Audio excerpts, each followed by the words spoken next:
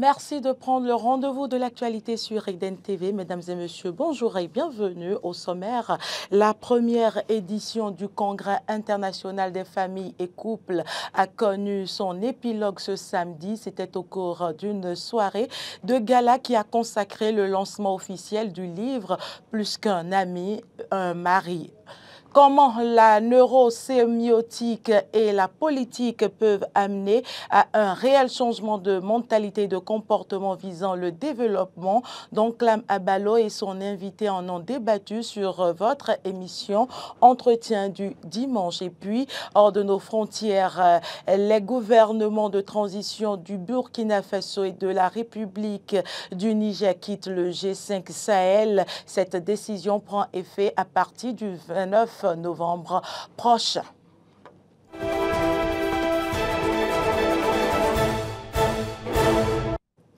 Merci pour l'attention. La première édition du Congrès international des familles et couples CIFAC 2023 s'est achevée ce samedi par un dîner de gala couplé avec le lancement de l'ouvrage « Plus qu'un mari, un ami ». Les différentes activités qui ont meublé cette édition ont porté sur le thème « Stop à l'amertume dans nos vies et dans nos couples ». Les détails, c'est avec Clémence Tonoukoua. Promouvoir la paix et la joie dans les couples pour l'harmonie des familles, c'est ce qui a motivé la coach Joanne Kwenom-Fanou, consultante genre et famille, promotrice du Congrès international des familles et couples CIFAC 2023. L'aboutissement de cet événement est, selon la présidente du comité d'organisation, la preuve du courage de sa promotrice d'obéir à une vision. Elle a eu le courage d'obéir à une vision, celle de voir des pères heureux, des mères joyeuses, des familles épanouies. En effet, l'état des couples et des familles détermine l'état d'une nation. Comme disait un grand homme, l'intelligence humaine est trop limitée pour réussir un couple, un mariage. Je pense qu'il faut retourner à celui qui a conçu le couple et le mariage.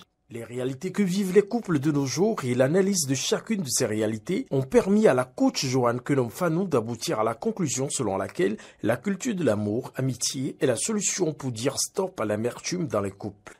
Je pense que si nous pouvons travailler sur ces deux volets de la chose, travailler pour la masculinité positive, et en même temps œuvrer pour la féminité objective, je crois que nous aurons de plus en plus des foyers heureux. Nous vivrons dans des foyers dominés par l'amour, amitié. J'invite les hommes et les femmes à décider de mettre en œuvre dans leur foyer le principe de l'amour, amitié. C'est ce principe qui donne naissance à la masculinité positive et la féminité objective. C'est donc à juste titre qu'elle a choisi ce moment pour le lancement de son nouvel ouvrage intitulé « Plus qu'un mari, un ami », un condensé d'expériences vécues par différents couples pour édifier les uns et les autres. L'entretien du dimanche s'est intéressé à une science jusque-là inconnue du grand public, la neurosémiotique. Que comprendre de la neurosémiotique, de la tolérance, de la synergie et de la double rupture? Elie Bellogun, neurosémioticien et directeur adjoint de l'école du parti Moël Bénin, a répondu son détour aux questions de Don Lam Abalo. En fait le point. La neurosémiotique combinée à la politique, c'est ce à quoi s'attelle Elie Bellogun au quotidien. Invité de Don Lam Abalo sur votre émission Entretien du dimanche, le neurosémioticien, à travers les questions de l'animateur, a montré la corrélation entre ces deux sciences et en quoi sa formation contribue au développement de la nation à travers la politique. Les neurosciences et la sémiotique sont des disciplines très importantes pour la politique et pour toute la société en général. En quoi c'est important? Vous savez, un être humain fonctionne comment? à travers un cerveau et un esprit.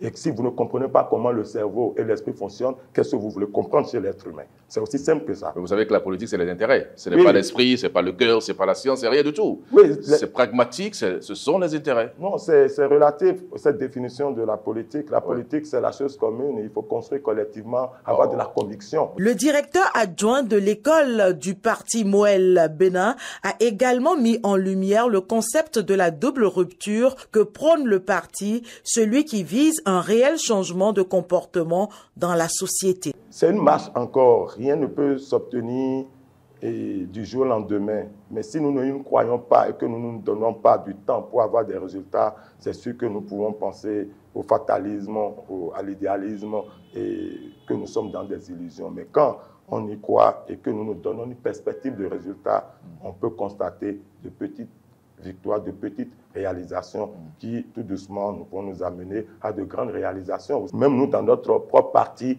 nous sommes en train de changer la mentalité des militants qui, entre-temps, pensent que le parti doit leur donner quelque chose. Ils attendent beaucoup du parti. Mais aujourd'hui, avec ces connaissances, nous sommes en train de transformer les mentalités pour que le militant sache qu'il est au service du parti, qu'il sache qu'il n'est pas là pour son intérêt personnel d'abord, mais pour l'intérêt collectif, dans une conviction. Des recherches à l'élaboration des programmes en passant par les perspectives sur l'avenir sont donc les priorités de l'école du parti. La vie du parti et les décisions issues de sa dernière rentrée politique ont été les autres points abordés par Élie Balogun. Des informations que vous aurez en suivant l'intégralité de cette émission sur nos différentes plateformes numériques.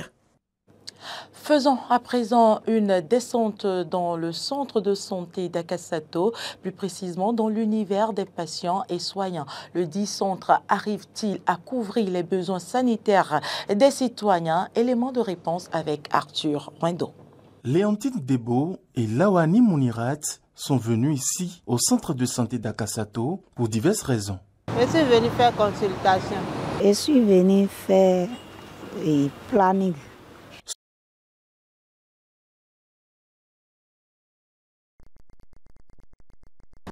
Tout est bien allé.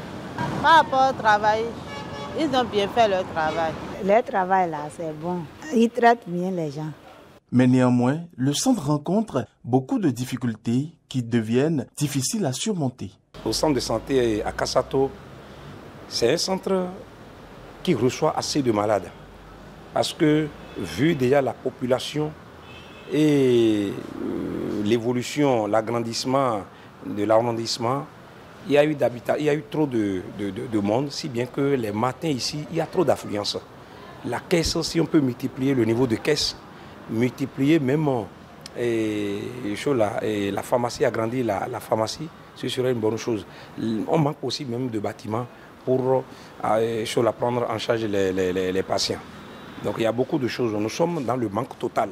Si on pouvait penser dans ce sens-là, ce serait une bonne chose. Léontine Debo, l'une des patientes rencontrées au niveau de ce centre, va compléter la liste.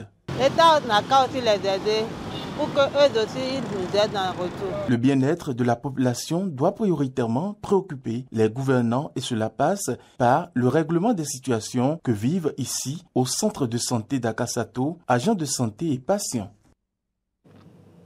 Actualité en dehors du Bénin, dans un communiqué conjoint, les gouvernements de transition du Burkina Faso et de la République du Niger ont annoncé leur retrait du G5 Sahel, une organisation régionale créée en 2014 pour lutter contre le terrorisme et la criminalité transnationale dans la région du Sahel. Cette décision qui prend effet à partir du 29 novembre 2023 fait suite à une réflexion approfondie sur le fonctionnement du G5 Sahel et ses organes. Les deux pays ont exprimé leur insatisfaction quant à l'efficacité de l'organisation dans la réalisation de ses objectifs et dans la coordination des actions contre les groupes terroristes qui sévissent dans la région. Le retrait du Burkina Faso et du Niger du G5 Sahel constitue un coup dur pour l'organisation l'organisation